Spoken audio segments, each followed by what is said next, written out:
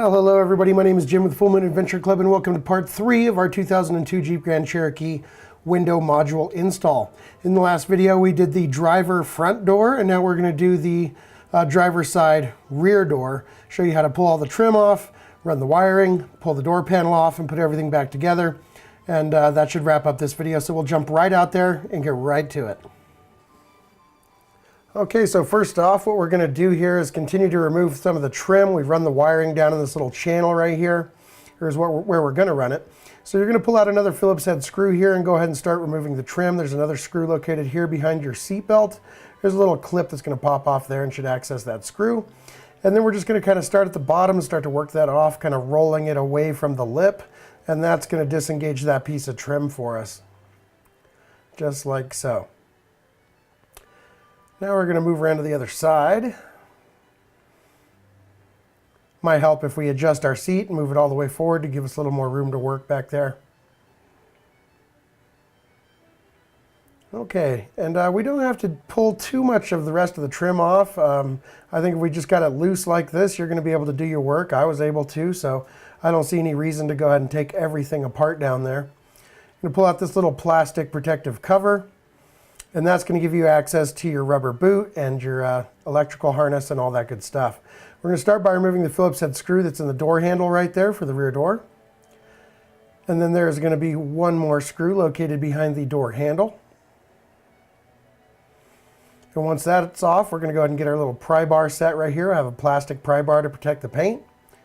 And we're going to look around for those clips and start popping those off as we work our way around the door like so.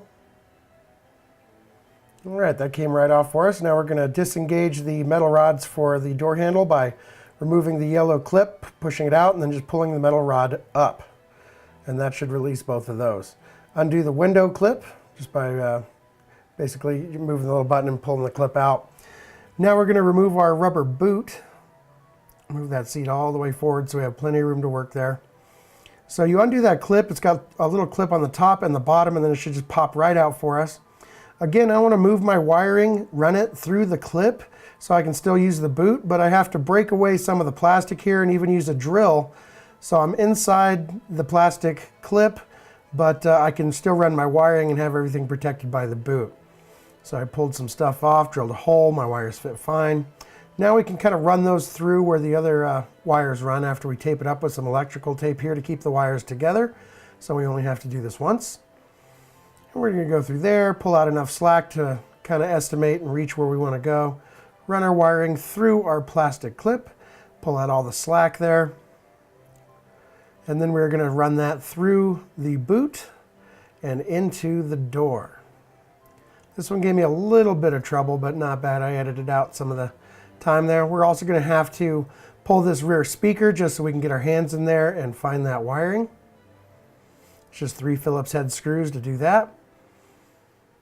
And I can see it moving in, and I got it. So we're going to pull out our slack there. Now we can put our speaker back in. I'm going to put in the 3 Phillips screws for that. Make sure those are nice and hand tight. You don't want to go too crazy and strip them out, but if they're loose, your speaker will rattle. So make sure they're nice and sturdy.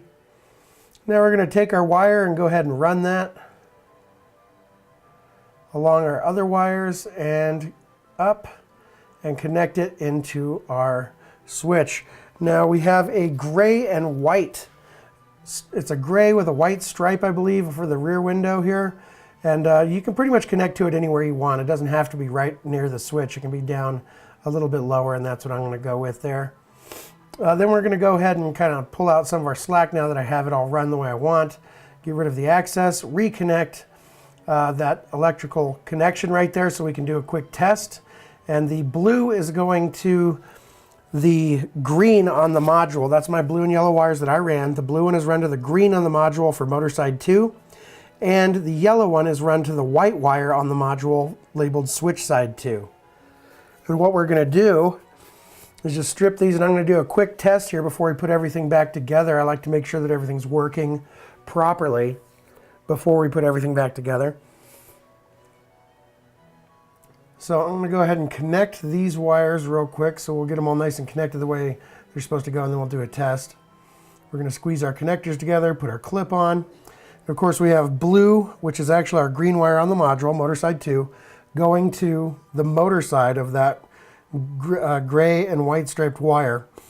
And then the yellow part of the wire that I ran, which actually connects to the white on the module, which is switch side 2, we're going to put on the switch side of that gray and white wire. And attach our connectors, clip it together, and we are good to go for a test.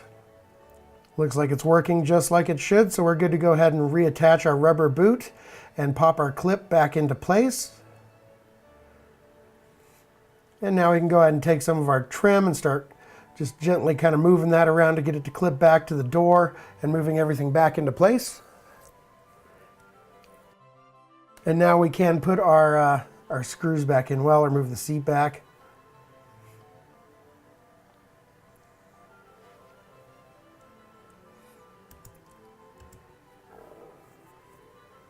And we're going to put those Phillips head screws back into place. And I like to go ahead and label my wiring right here. So I'm going to go ahead and use my label maker and wire that up. And then I can easy access that for later. Okay, well that one wasn't so bad. We're going to jump across to running wires across our dash, hooking up the other 2 doors, and putting everything back together. So that's going to be in part 4 of the video. Right after I'm done talking here, there will be a link that'll take you back to part number 2, or ahead to part number 4, the final part of the install, and we'll be all wrapped up with this project and enjoying our new features on our Jeep. So I hope this helped you out. If it did, please like, share, subscribe. It really helps us out. And until the next video, happy camping and thanks for watching.